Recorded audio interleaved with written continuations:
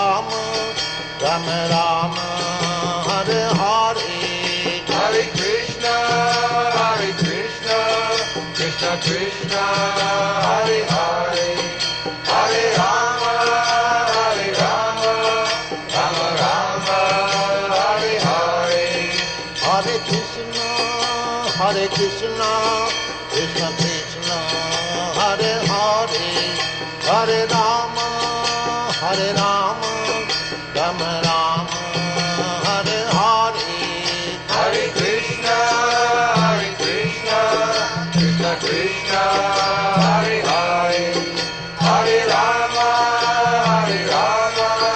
Rama Rama, Hare Hare, Hare Krishna, Krishna Krishna, Hare Hare, Hare Rama, Rama Rama, Hare Hare, Hare Krishna, Krishna Krishna, Hare Hare, Hare Rama, Rama Rama, Hare Hare, Hare Krishna, Krishna Krishna, Hare Hare, Hare Rama, Rama Rama, Hare Hare, Hare Krishna, Krishna Krishna, Hare Hare, Hare Rama, Rama Rama, Hare Hare, Hare Krishna, Krishna Krishna, Hare Hare, Hare Rama, Rama Rama, Hare Hare, Hare Krishna, Krishna Krishna, Hare Hare, Hare Rama, Rama Rama, Hare Hare, Hare Krishna, Krishna Krishna, Hare Hare, Hare Rama.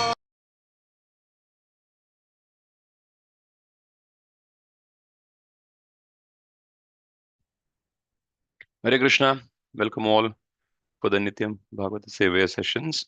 Welcome Chaitanya Prasad Prabhu for today's narration from Canto 6, Chapter 1, Text 26. Prabhuji, over to you. Hare Krishna, I'm audible? Yes, Prabhuji, loud and clear. Hare Krishna. My humble obeisances to all the devotees. Vancha kalpatarubhyascha kripa sindhubhya eva cha patitanam pavanebhyo vaishnavebhyo namo namaha. Hare Krishna. Feeling very grateful and humbled to be with the association of such senior practicing devotees and getting an opportunity to serve by glorifying the Lord and His glories in Srimad Bhagavatam. Let us, we are discussing from Srimad Bhagavatam, Canto 6, Chapter 1. The chapter is the history of Ajamila. We are currently in the shloka number 26. Yes. Let us quickly recite this shloka. Om Namo Bhagavate Vasudevaya. Om Namo Bhagavate Vasudevaya. Om Namo Bhagavate Vasudevaya. Narayanam Namaskritya Naram Chaiva Narottamam Devim Saraswatim Vyasam Tato Jayamudirayet. Nashtaprayeshva Bhadreshu Nityam Bhagavata Sevaya Bhagavati Ruttama Shloken Bhaktir Bhavati Naishtiki. Krishnaya Vasudevaya Devaki Nandanaya Cha Nanda Gopakumaraya Govindaya Namo Namaha.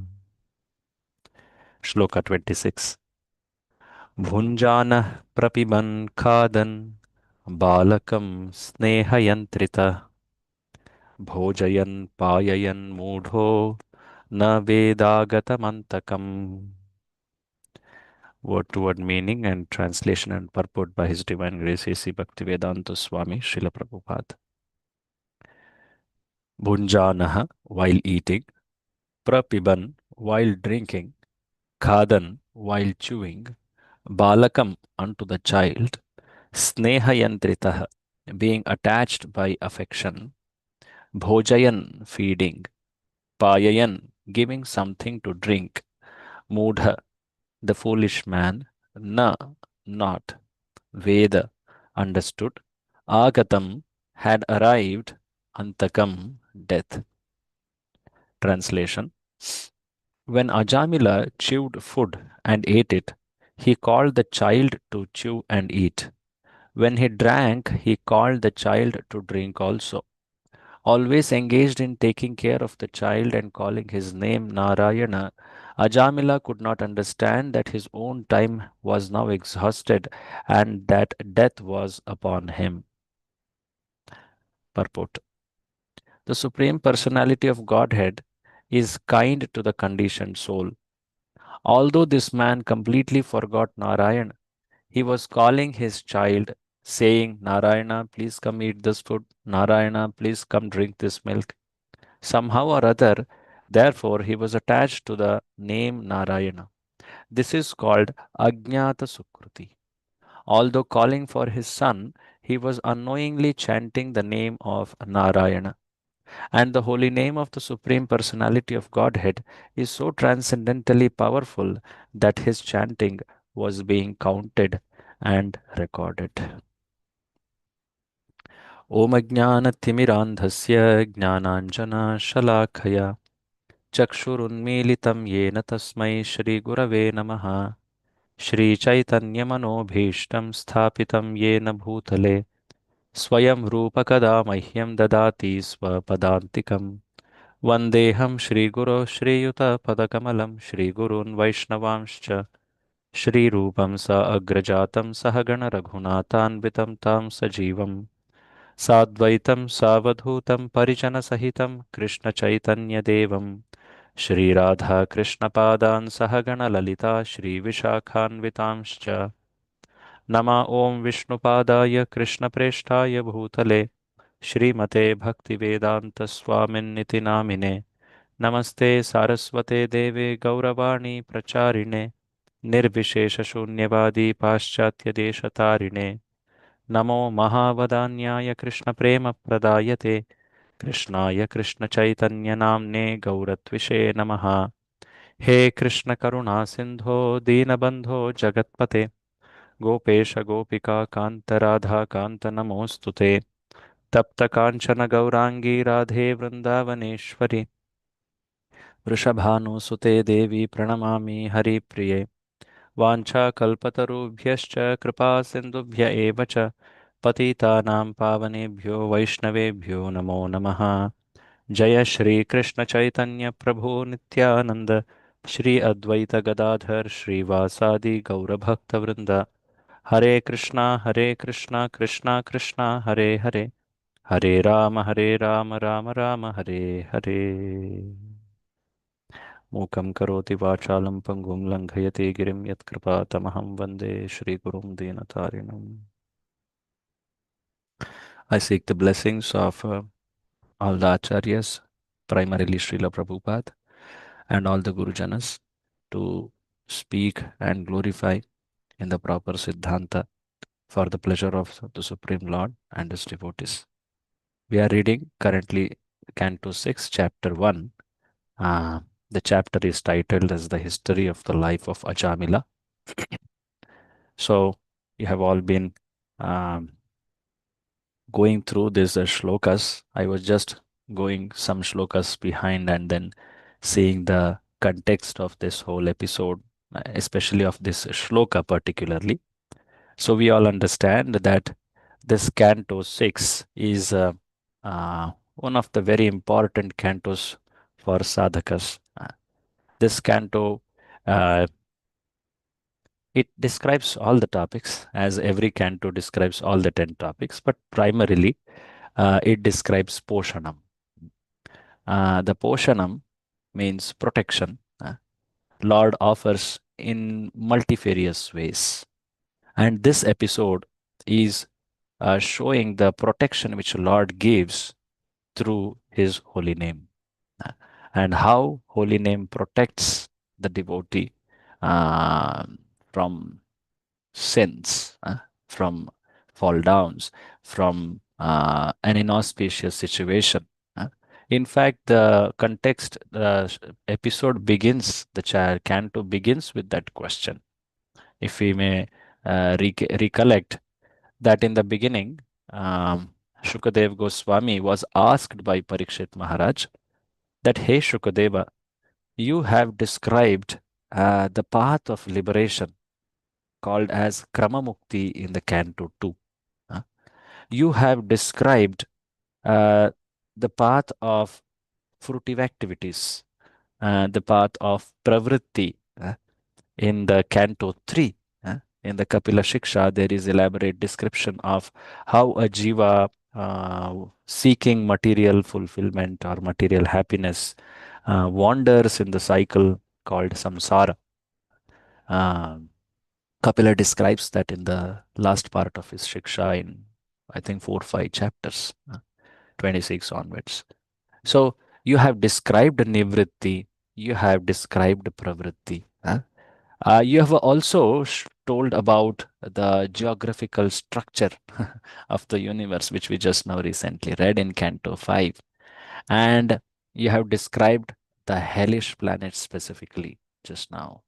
I want to know now, what is that way by which a jiva can rise above, can be saved from the suffering of the hell? He says, Adhuneha Mahabhaga Yathaiva Narakan Narah Nana Ugrayatanan Na Iyat Tanme Vyakhyatum Arhasi. So please tell how now the humans can be saved from Naraka. Because there is Nana Ugrayatana. So there was a description of, I believe, 28. Can someone confirm how many types of hells were described? I am 28, Prabhu. 28. Yeah, thank you. So 28 types of hell, and each hell with a very specific, very sharp punishment. Ugrayatanan. So you have described that. Kindly tell a way by which one can be na iyat, one can be saved from such naraka.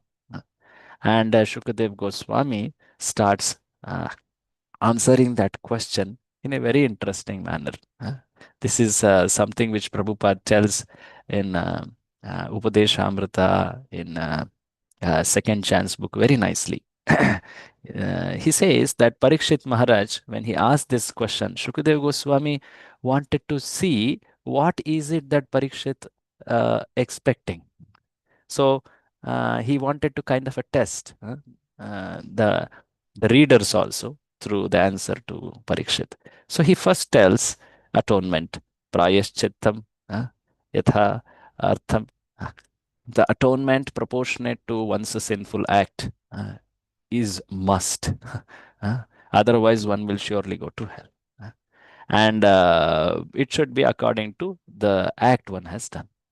But Parikshit Maharaj was not happy. That shows what is the Shraddha, what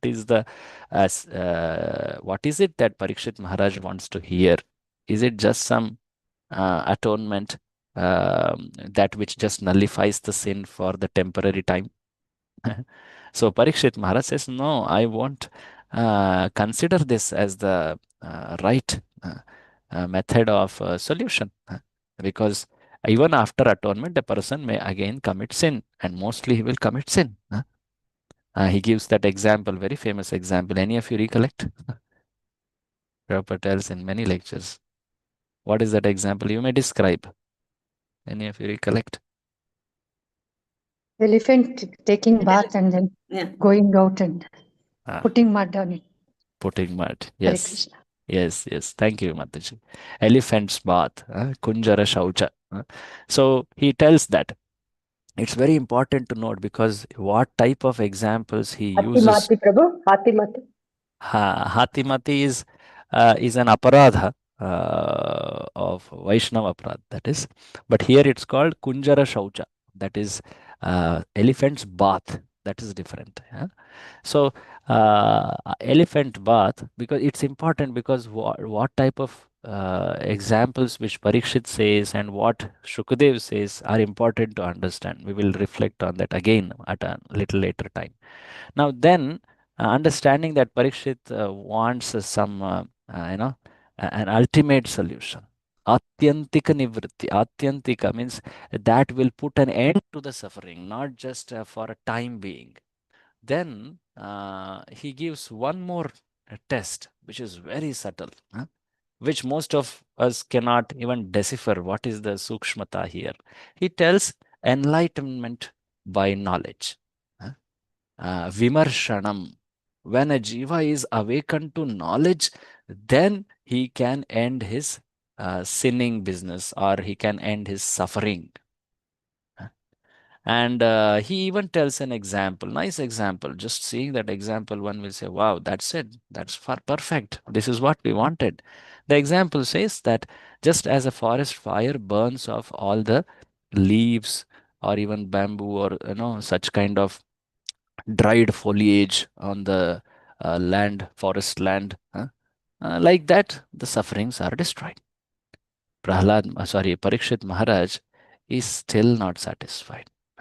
He is thinking very deeply that even persons with knowledge may commit sin again. There could be a proclivity of sin even after awakening to this knowledge. So, what is it that can end the suffering at once and for all? So, that is his deeper thinking. So, sensing this thinking, how these two people are so very responding to each other's emotions, sentiments, sensing the thinking of Parikshit Maharaj, Shukadeva tells that very glorious verse. You have all studied that verse, but I would like to again go to that for my own understanding again. So this comes very famous. Prabhupada has quoted this many times. Kechit kevalaya bhaktya vasudeva parayana agham dhunvanti kartsnena niharam iva bhaskara. Prabhupada's translation: only a rare person who has adopted complete unalloyed devotional service to Krishna can uproot the weeds of sinful actions with no possibility that they will revive. He can do this simply by discharging devotional service. And a very nice example, just as the sun can immediately dissipate fog by its rays. Something we can relate to it today, right? Uh, how the fog is dissipated by the sun's rays. Bhagavatam is living. It is telling us something we can relate at this point of time. So the shloka says Kechit. Kechit means rare. What's the meaning?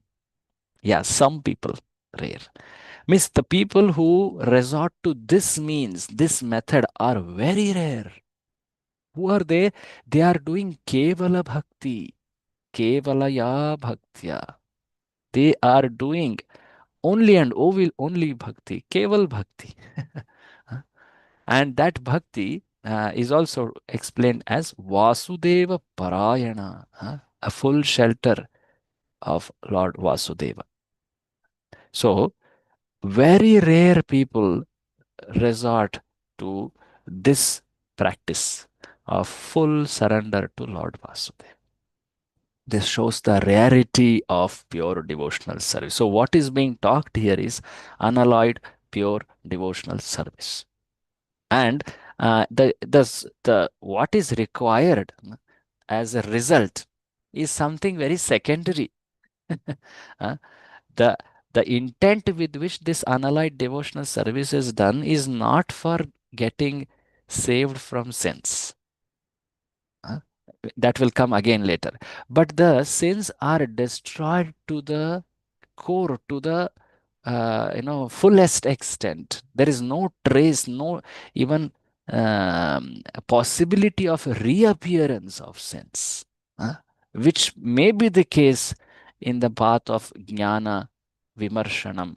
Because in the example given there, what was the example given there while Shukadeva was telling jnana as the solution?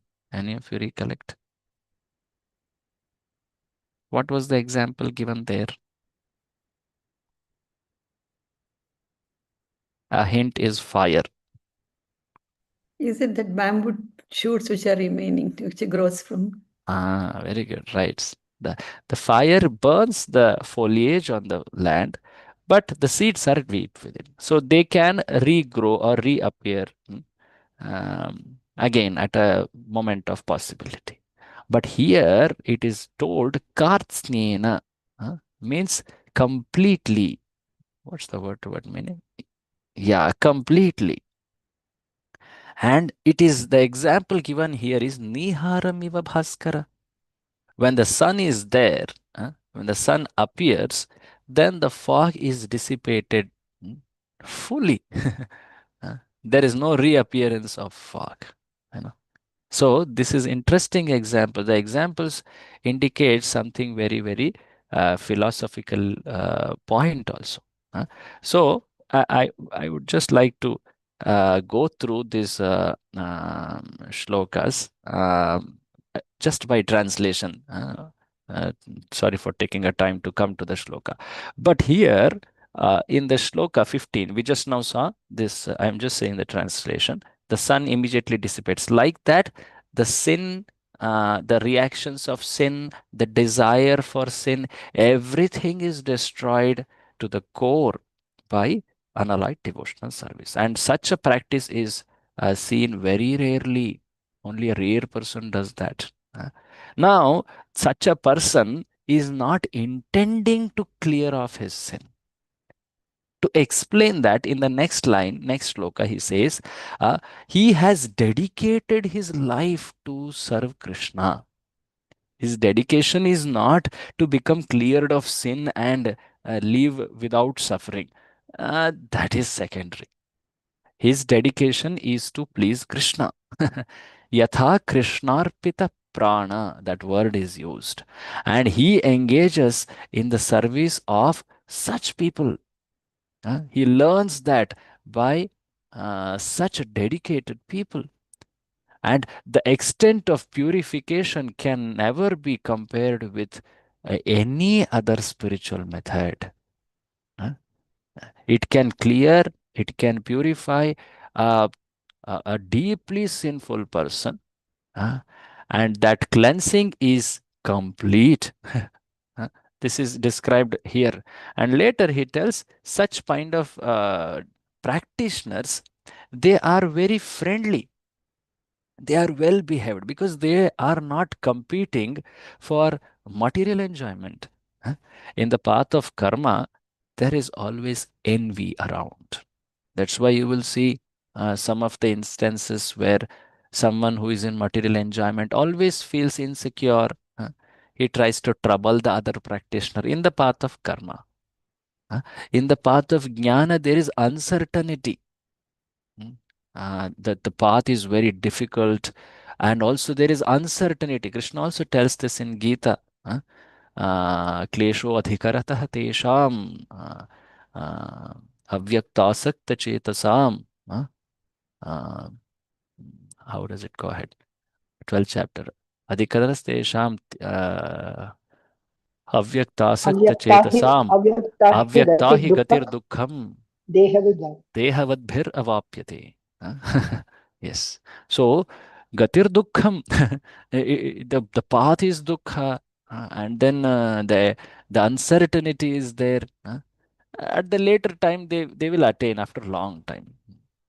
They will attain, but it will take a long time. Now, in contrast, the path of bhakti, the unalloyed bhakti, is safe, is certain, and it is direct. Prabhupada uses these words in that chapter 12. It is very safe, and it is surely going to take one to that destination. And it is the direct method. It's the quickest method, actually. So, like this, he's describing, and this one shloka is very nice. 6.1.19. We'll just take a little time to see that. The shloka says, Sakrin manah Krishna padaravindayor niveshitam tad gunaragi yairiha nate yamam पाशभृतश्च तद्भटान् स्वप्नेऽपि पश्यन्ति हि चीर्णनिष्कृताः. Huh? The shloka says, Sakran, even once the mind becomes attached, serves Krishna Pada, which is like Aravinda, the Lord's lotus feet. If the mind uh, thinks about the lotus feet of Krishna even once, even though it was Gunaragi, it was deep within the three modes, such a mind, such a person having a mind which even once thought about Krishna, he will not be seeing the Yama Yamaraja. Dutas, Yama Bhattas, even in Swapna. Yes. You know, even once thought, and that mind, not even physically done, in mind it is done. And that also, that mind was not fully purified. It was attached, tad gunaragi. It is not fully purified here. But he did it once with the mind. And even in, the effect is so great that even in dreams he will not uh, see the Yamabhatas. So this is not an exaggeration. So the translation says, can some devotee read this, although not having? Yes, Prabhu. Translation by Srila Prabhupada, Jai Srila Prabhupada. Although not having fully realized Krishna, persons who have even once surrendered completely unto his lotus feet and who have become attracted to his name, form, qualities, and pastimes are completely freed of all sinful reactions, for Yes. they have thus accepted the true method of atonement. Atonement. Even Yeah. in dreams, such surrendered souls do not see Yamaraja Mm. or his order carriers who are equipped with ropes to bind the sinful. Even in the dreams. Yeah, it's a very interesting verse. Now, just as we were saying, I was referring to some explanations by Srila Vishwanath Chakravarti Thakur. He says this purification does not depend on a solid basis of bhakti. So, what purification is being talked here? Clearance of sins. Okay, so even once remembering Lord is sufficient. Even with the mind is sufficient. Even though that mind is not fully pure, it is materially attracted. That is sufficient. What to speak of a mind without material attractions? Thinking even in dreams is sufficient. He goes on to describe this. Now, when we hear this, it is natural to a conditioned soul, especially like someone like me, to doubt. Is it really the case that holy name can do this? Uh, but sometimes we do see certain different experiences or cases around. How do we understand that? So to clear those doubts, Shukadeva enters the episode of Ajamila. So that's the context in which Ajamila episode is being spoken. So to explain that how a person who chanted, who came in touch with the name of the Lord, became fully pure. And it was not intentional. There are many qualifiers to it. You all are familiar with it. Now, at this point, because the Ajamila specific case is being dealt, it will become more and more clearer as we go ahead, especially in the second chapter of this canto. There is one verse, I think 9 and 10. A very elaborate explanation is given by our acharyas to explain the tattva of name, holy name. There at that time, surely we'll all discuss on the specific context of Ajamila. But at this moment, because the Ajamila episode is just being opened up, I will not delve on those topics which are going to come ahead. But I would like to take the discussion to nectar of devotion. There is a very interesting, yeah, characteristic of Uttama Bhakti, the pure devotional service. You all are familiar. There are 6 characteristics of pure devotional service as told by Srila Rupa Goswami in Bhakti Rasamrita Sindhu. And our focus is on the first one. Okay. The 6 are Kleshagni Shubhadha Moksha Laghutakrit Sudurlabha Sandrananda Visheshatma Shri Krishna Karshani Chasa. The 6 are Kleshagni Shubhada Sandrananda Visheshatma Sudurlabha Moksha Laghutakrit and Shri Krishna Akarshini. So each of them are explained in detail in Bhakti Rasamrita Sindhu. Our focus is the first one. The first one says immediate relief from all kinds of material distress. It destroys klesha gni. It destroys the suffering. So in the Uttama Bhakti, Bhakti Rasamrita Sindhu describes there are 3 stages. The pure devotional service is rendered at 3 stages. The first stage is called sadhana. So sadhana bhakti is also pure devotional service. Often, sometimes we think sadhana bhakti means mixed devotional service. No, no, no, no. Actually, mixed devotional service is not being discussed only in Bhakti Rasamrita Sindhu. What is being discussed is Uttama Bhakti. And that Uttama Bhakti can be practiced even in a stage where we are not fully purified, even with anarthas. At the stage of Shraddha described by Rupa Goswami, it is a Uttama Shraddha. So such sadhana, for that we need to understand the details of Shraddha, what is the definition of Shraddha there, all that. But I would like to focus here on Kleshagni. So in the 3 levels of growth in pure devotional service, sadhana bhakti is practice, right? And bhava is the intermediate stage and prema is the perfection stage. So in the beginning stage, practicing stage itself, kleshagni is experienced and there is shubhada also experienced. And this experience becomes more and more vivid and enhanced in bhava, and in prema it is fully experienced. But in sadhana bhakti stage itself, it can be experienced. So what is this klesha described?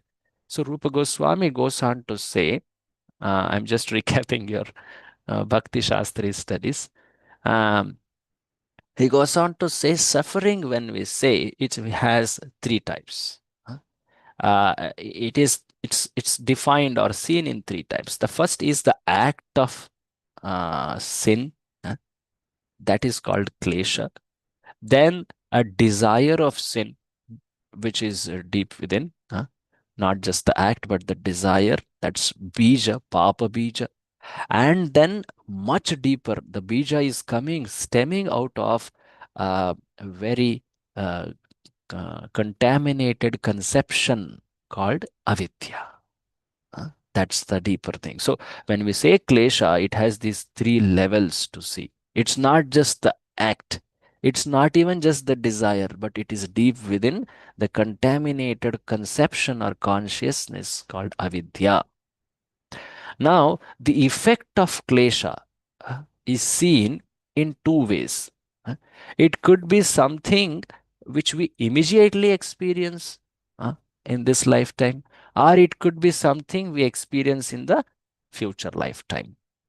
So, in a very basic sense, this is divided into prarabdha and aprarabdha. Prarabdha means this life. In this life also, there is some time calculation. Like today I am experiencing, right now I am experiencing a prarabdha, and I will experience prarabdha within this life. There are 2 within that. And similarly in aprarabdha also, what I will experience in the next immediate life and what I will experience in the many future lives. That's a prarabdha in 2 categories. So if you break down, then they again become it's nice to see these reactions, because to this extent our acharyas go to describe it. So they say the reactions of future life are seen in 2 further categories. One is called aprarabdha also, the same name is retained, and kuta. So aprarabdha here means infinite future lives, like sanchit bhavishya karma, whatever you call it. All the future lives, whatever one has to experience. It's not just one or two lives, because the acts have been from so many lives. So the reactions also will go for many, many lives. So aprarabdha. And kuta means the inclination. In one sense, it's called the karma bija for the next life. Some lives within near proximity. Now, that's kuta. Now, next is within this life, what will be experienced. That is also categorized in two. One is currently I'm experiencing. That's prarabdha. And something I will experience in just very near time. And it is already there as an impression on me. That's called karma bija. So both are for this life. So aprarabdha and kuta are for future life, and karma bija and prarabdha are for this life. Now, why this categorization becomes important is there are methods which can destroy the reactions of this life, or something which may come little later in this life, or something which may have be coming in future life, one or two future life. But path of bhakti destroys all type of reactions.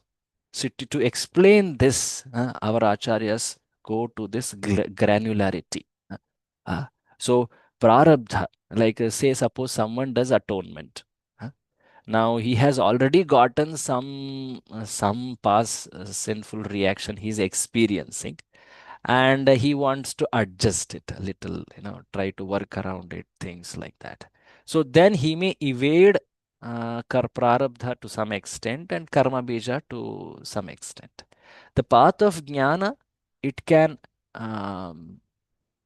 destroy the reactions up till kuta, to some extent of kuta. But path of bhakti destroys prarabdha, karma bij, kuta, and aprarabdha. To explain this, our acharyas go to cite many, many evidences and examples from the shlokas.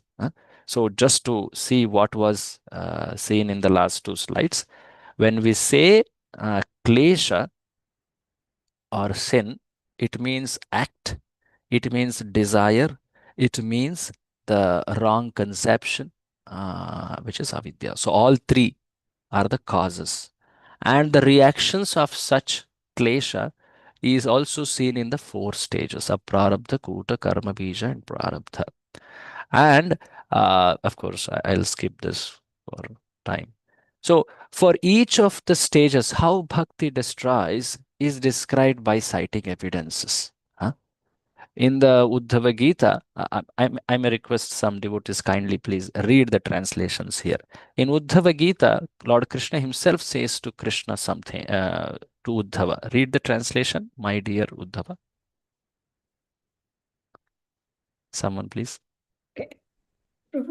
Nobody's reading, so I'm reading. Yeah, My yeah, dear please. Yeah. Uddhava, just as a blazing fire turns firewood into ashes, similarly, devotion unto me completely burns to ashes sins committed by my devotees. Srimad Bhagavatam 11.4. 11:14. So this is coming in Uddhava Gita. Now, interesting example. See, the examples have some subtler meanings also. What is being told? Fire turns firewood into ashes. Like say, suppose someone is cooking. Is the purpose of cooking to make the wood into ashes? No, What is it? it is to cook the food. It's the cook food. So purpose of pure devotional service is not to burn sins. See, just see how Lord Krishna is speaking this so nicely. Like burning firewood is secondary to cooking. It turning into ashes is something secondary. It has to. But what is really important is to make the dish, to make it offerable to Krishna. Huh? So burning karma is secondary to the goal of bhakti. But the question of Parikshit was, any of you please recollect, what was the question of Parikshit? We are going back along now. How the sins can be Ah. eliminated. So the question was related to sins, and he tried to tell some solutions for which Shukdev tried to answer it, and Parikshit was not happy. So he told, ठीक है आपको, you really want this complete cessation or removal, right? So then this is it. But this is not done with an intention for that. It can award something very, very high. So he goes on to say the extent to which this bhakti can burn this klesha. So what we saw earlier was aprarabdha, blazing fire, completely burned to ashes. So even that kind of sin is destroyed, which future lives. Now prarabdha, he says, okay, now he has already gotten into a sinful situation, a result of a sinful past. Means he has gotten a body which is deformed. He's living in a place which is result of one sin. Is born, his body, his bodily abilities are all reflecting his past sin. But now he's taking to bhakti. Now, will this bhakti destroy prarabdha? And the Bhagavatam says yes, to the extent that even if he is outside varnashrama, he can perform the highest varnashrama activity. He can do the yajna also. He is qualified to that extent just because yan namadheya shravananukirtanat.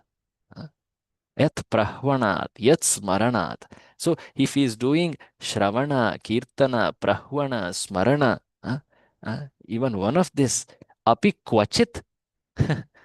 So if he once does this, then he is qualified. Who? Ashwadaha, one who eats dog.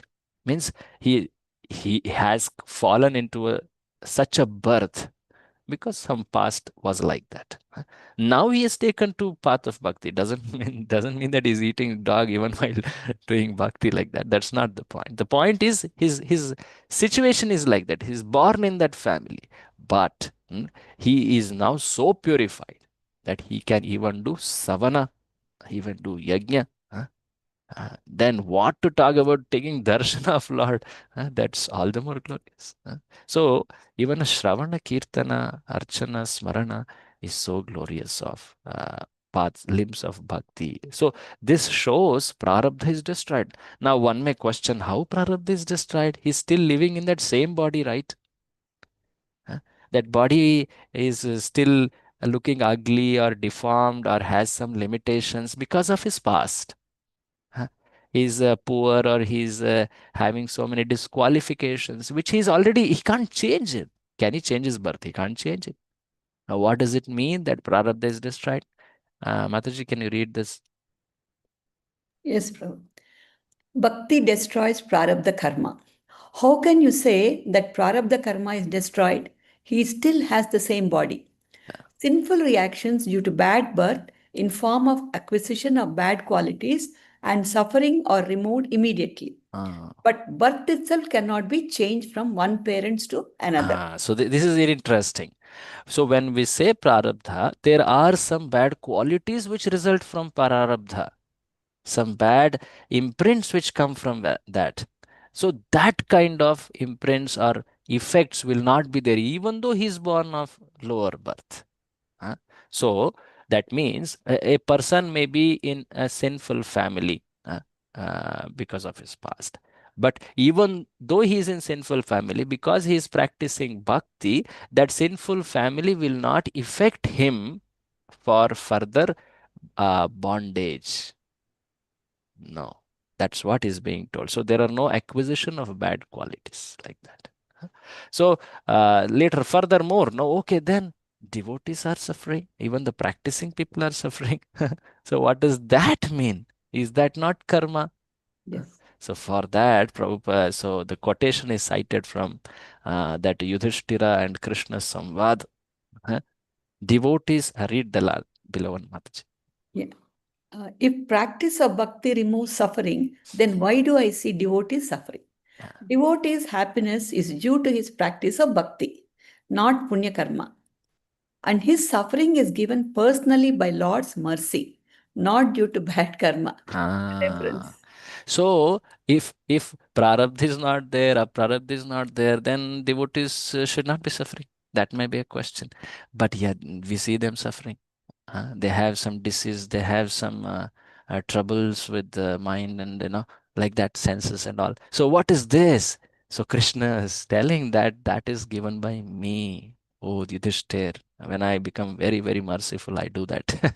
So point is, the happiness and misery in the life of a devotee is personally controlled by Krishna. It's not a result of some sin of past, or no. That is not the case. So it goes on further. Why does Lord do that? Why does Lord make his devotees suffer? Okay, let's discuss on this. Why does Lord do that? Why Lord puts a devotee in suffering? So that he can remember him. Yes. Yes, thank you. Anyone else would like to add to it? It Hare removes. Krishna, Abhiji. So to Yes. set an example for others. Little explain, Prabhu. Yeah. What does it mean? So with the devotees, he gives an example of that, like Prabhupada gives example of like how mother-in-law teaches to daughter-in-law through Uh, daughter. uh-huh, uh-huh. No, so this is right. I'm just thinking in other question way. Somebody may question. It could be a good example to show that just see if this person practiced bhakti and immediately his sufferings destroyed. Is that not good example to show for Lord? It's a good example, but it doesn't happen always. That's something we are trying to understand. But theoretically, that look appears very good. See, chanted holy name and everything destroyed, suffering, no more suffering now. He's a Vaikuntha body now. Hare Krishna, Prabhu. Yes. Pranams.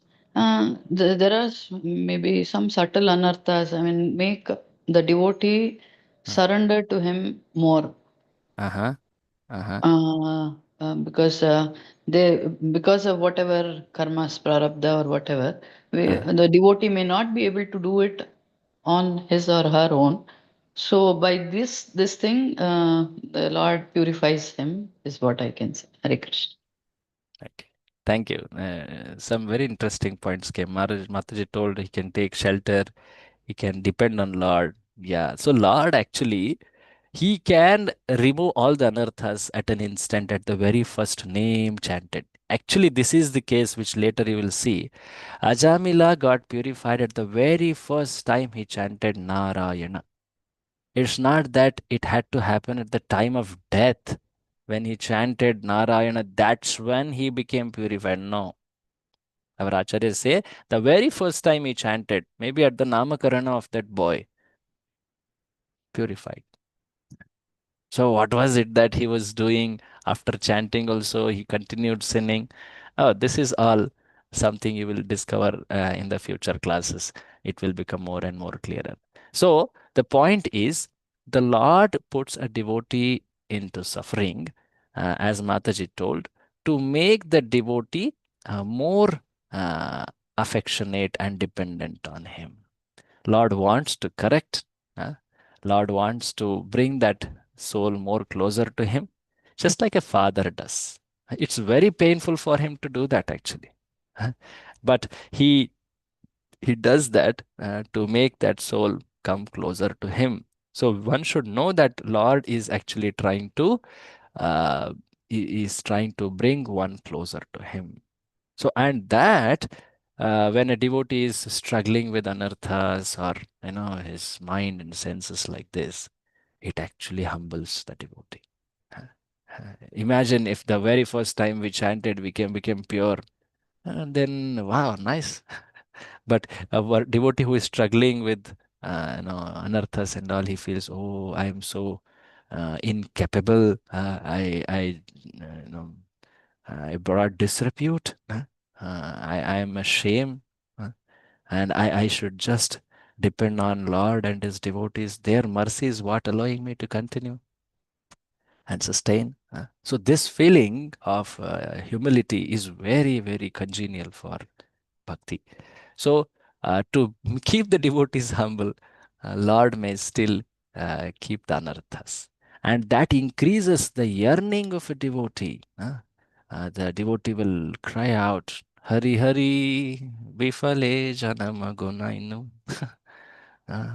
Radha Krishna na bhajiya, Janiya Visha Khainu. So a devotee will yearn for Lord. When he's happens to commit sin, sometimes accidentally, unintentionally, he feels so repentant, and that will boost his bhakti. So we should never intentionally do it. That should always be there. One should try sincerely to follow the regulations, what Guru has taught us, all that. Srila Prabhupada gave 4 principles, no meat eating, and so on. But sometime if accidentally some principle happen to be violated, we should come to the shelter and the fold of Lord in great intensity. So to increase that humility and yearning, Lord may sometime put a devotee in such a situation. So now it comes back again to one more question. Okay, if both are suffering, you're just saying it in a different terms that Lord gives suffering and Lord keeps him humble and all that. So what objectively distinguishes suffering due to karma in case of a non-devotee and suffering given by Lord? It's interesting. This is described. So suffering due to karma and suffering given by Lord. What distinguishes them? Maybe we can put this one last discussion and close it here. Anyone? Both are suffering. The So how response, do we say Prabhuji, that? Yes, Prabhuji, yes. the response to the suffering, would that distinguish? Response to the suffering. Okay. Yes, anyone else would like to add to others this? If he was a very good person in doing good deeds, but if he has problem, then we can say it is by Lord. I'm not able to explain.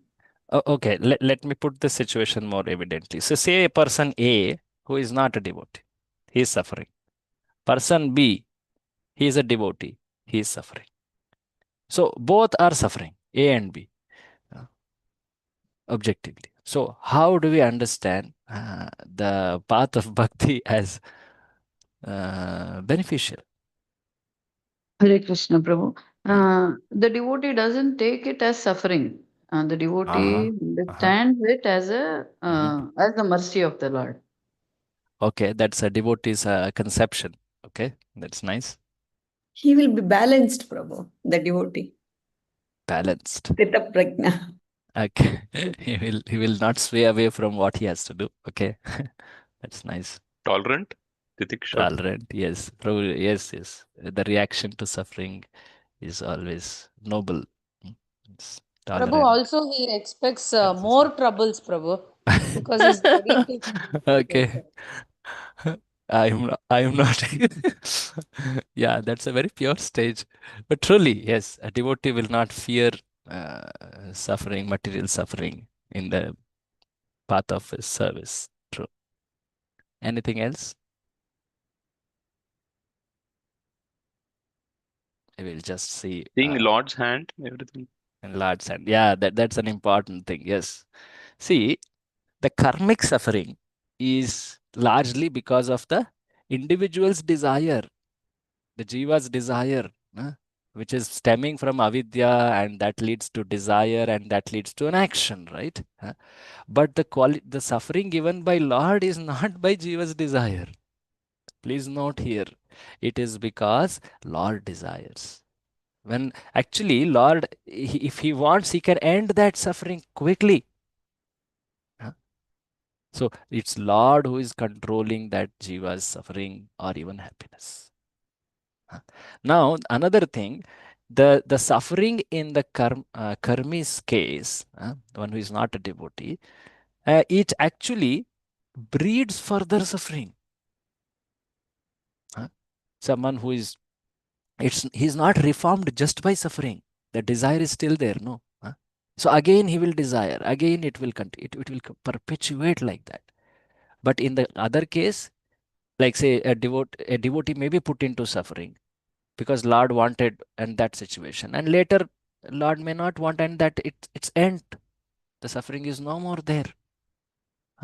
And objectively speaking, this is also told in Bhagavatam, one very interesting shloka, that when a devotee is put to suffering because he could not continue devotional service or he left also, he doesn't suffer like a karmi. There is a one shloka for it. Let's put that shloka here. This comes in the Narada Vyasa Samvada. And how the devotee will be feeling when he is undergoing quote unquote material life.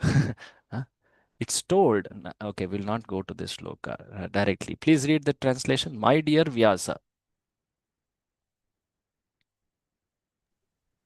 My dear Vyasa, even though a devotee of Lord Krishna sometimes falls down, somehow or other, he certainly does not undergo material existence like others, fruity workers, etc. Because a person who has once relished the taste of lotus feet of Lord can do nothing but remember that ecstasy again and again. Hare Krishna. So here two things are there. One is he will not undergo suffering like karmis. The suffering of a karmi is harsh. It's deep. But for when Lord is giving suffering, it is for rectification, to keep the devotee humble. It's not that harsh. And secondly, even in that suffering, a devotee is in fact remembering the Lord more. He will not even perceive that suffering. To that extent, that rasa of bhakti can alleviate or make him transcendental to that. And as we also saw, it is just because Lord is desiring it. But the practice of bhakti actually has destroyed prarabdha, kuta bija, all that. So this happens not instantly. The last thing I will say that part and end here. Of course, there are many interesting examples. It's already time up.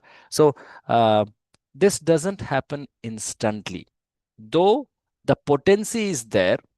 The manifestation of those results will take time. Praliyeta, what is it? Vishnu Bhakti Ratatmanam Aprarabdha Phalam Papam Kutam Bijam Phalonmukam Kramenaiva Praliyet.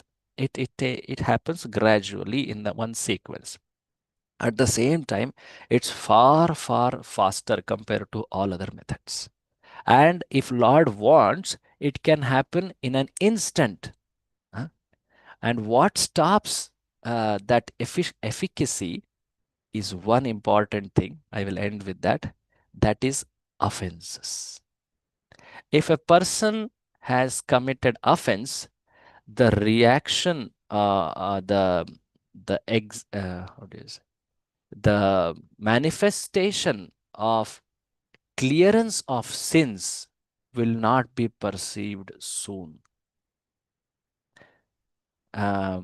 That's why the case of Ajamila is a very good episode to understand. Ajamila was offenseless. His chanting was not offensive. That's why he could perceive that quick purification very quickly. And even though he chanted the holy name without intending to chant, without that shraddha, because he did not had offenses, he was purified immediately, and he was given a second chance to cultivate prema to Krishna. So the chanting of holy names can award one fulfillment of material desires. It can award mukti, and the highest benefit it can award is prema.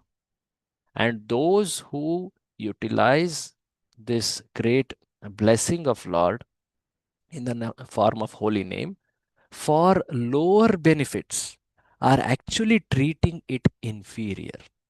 A very high person treated for some inferior reasons is actually a disrespect to that person. So that person will not reveal the full power because he is treated for those inferior purposes. Similarly, holy name, when it is treated only for mukti or for material fulfillments, it will only give that much. And that is, in one sense, an offense. Where is that offense mentioned? It is mentioned in, where is this?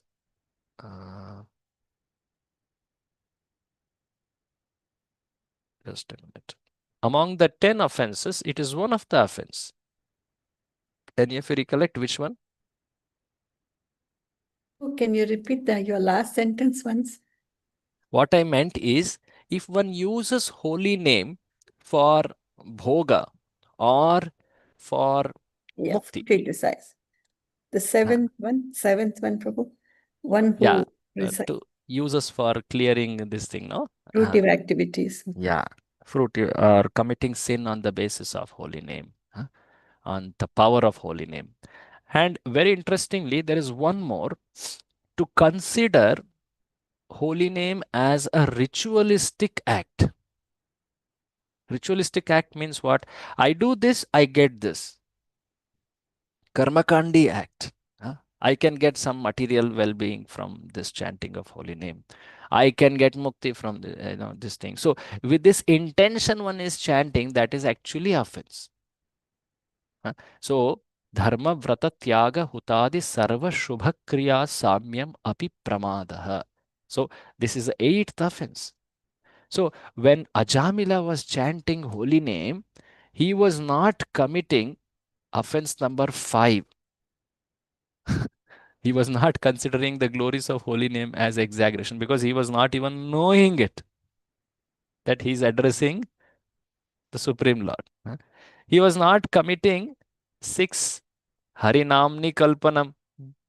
He was not considering the holy name, glories of holy name to be imaginary. He was not even committing this offense number 8.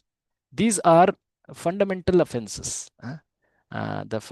These are based on conceptions. And because he was not committing these offenses, his chanting of holy name was offenseless. He could immediately perceive the clearance of all sinful reactions. And what he was sinning after chanting, he was also continuing to do those bad acts. They were like a snake bite which doesn't have fang or teeth. So it was just because of a habit, but it was not because of avidya or desire. So this is explained by our acharyas.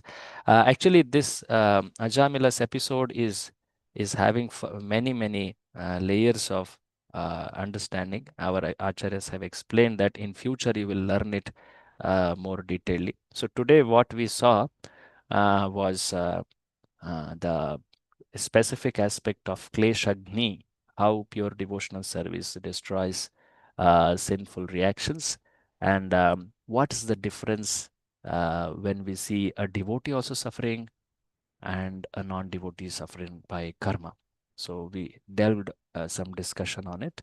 And we also saw how Ajamila, because he was not performing any offenses when he's chanting holy name, due to which the the experience of burning of all sinful reactions, he could experience it immediately. Thank you very much. Srimad Bhagavatam ki jai. Srila Prabhupada ki jai. Any Thank you. comments Thank or you. any Thank you so much, Prabhuji. questions? Amazing, wonderful Welcome. class. Thank you. Since you summarized, Prabhuji, I would request devotees to quickly, if they can share inputs or comments, any questions. Yeah.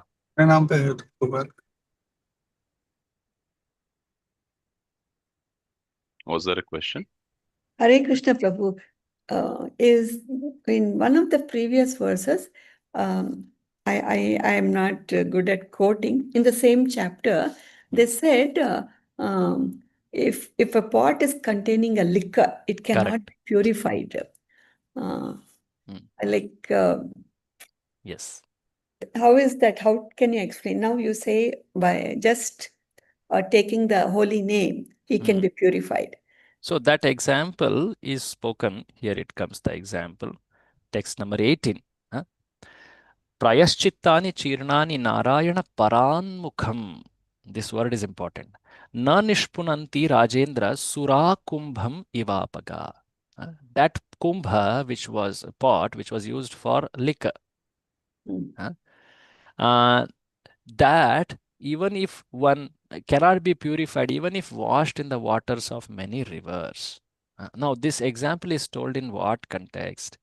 It is told if a person who is Narayana Paranmukham, if a person is not favorably disposed towards Narayana, he is a non-devotee, even if he employs karma jnana margas to cleanse himself, it will not purify him, just as the stench of liquor remains in the pot, even if it's washed again and again.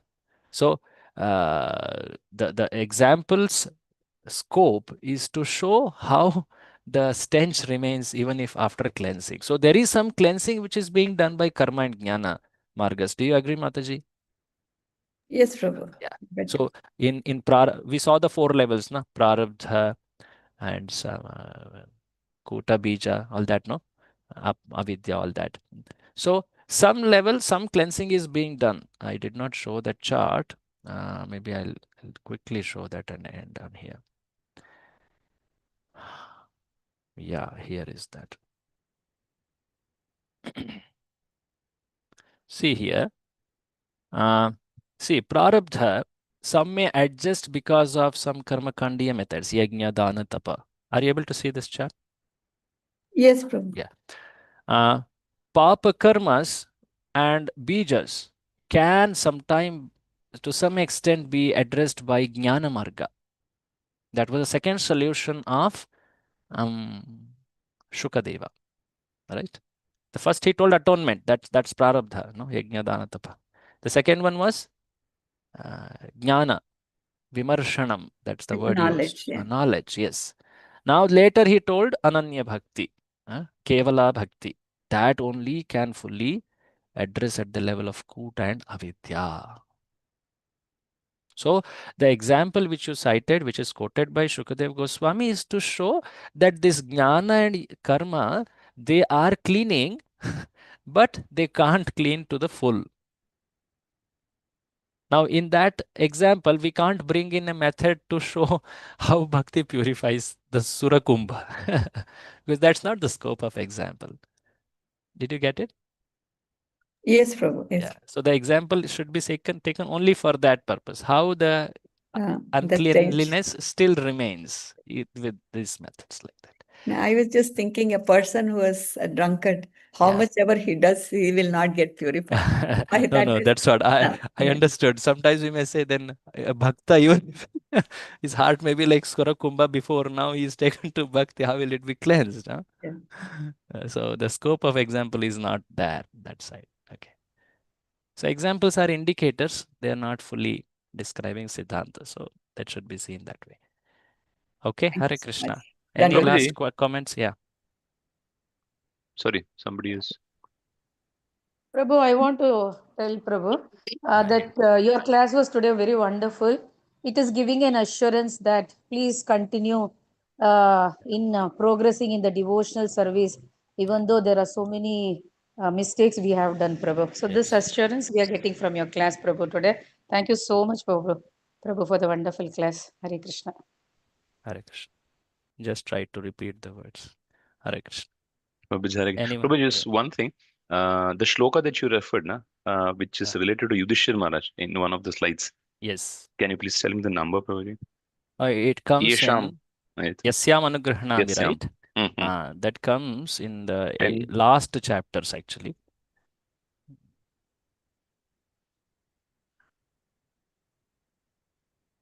Yasyaham Anugrahanami Harishye. This is Brakasara's chapter. 1018 or something, Prabhuji? 1088.8. 88.8. Okay. If you get time, you read Prabhupada's purport and even Acharya's comment on it. There is Sure, much to it. Sure, Prabhuji. Yeah. And in what relation you had mentioned this, Prabhuji, this shloka? Now, I was mentioning this shloka in the context that a devotee is also suffering. So is it, and a non-devotee is also suffering? I'm just putting that here again. So what is it that, if bhakti is going to remove suffering, why I still see devotees suffering? Okay.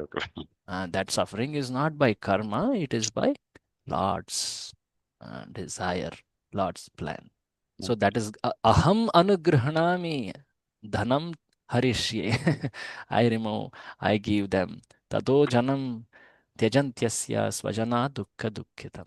That shloka says. So the devotee is put into apparent dukkha by Lord because he wants him to be exclusively dependent on him to attain eternal happiness, like that.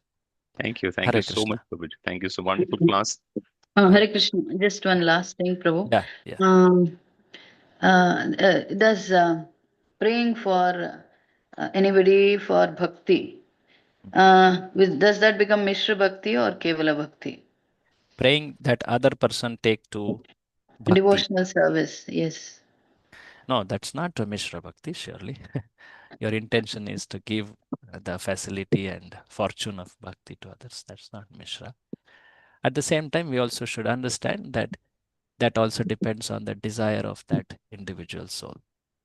What we can pray is that may Lord give him a very favorable atmosphere, great sangha, great impetuses, uddipanas to take to bhakti. And the choice remains with that jiva.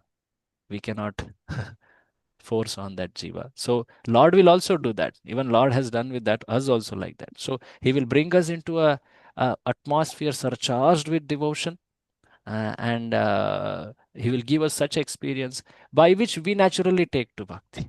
So surely when one comes to such a powerful association, there is a great chance to take to bhakti, and that surely we should pray for ourselves and for all our near and dear ones. Yeah. In fact, you see this in Prakash Mahaprakash Lila. All the associates are praying like this only, no? Please make my that person devotee, this person devotee, all that. So that's pure devotional service. There is nothing wrong there. Hare Krishna. Hare Krishna. Thank you very much. Thank you. Thank you Anything so much, good? Prabhuji. It's all Srila Prabhupada and all Acharyas and Gurujanas. Kindly forgive for any mistakes. Srila Prabhupada ki jai. Srimad Bhagavat Mahapurana ki jai. We can end with Vaishnav Pranam, Prabhuji. Vancha kalpatarubhyascha kripa sindhubhya eva cha patitanam pavanebhyo vaishnavebhyo namo namaha. Hare Krishna. Thank you so much once again, Prabhuji. Thank you all for joining. We'll meet again tomorrow morning, same time. Hare Krishna.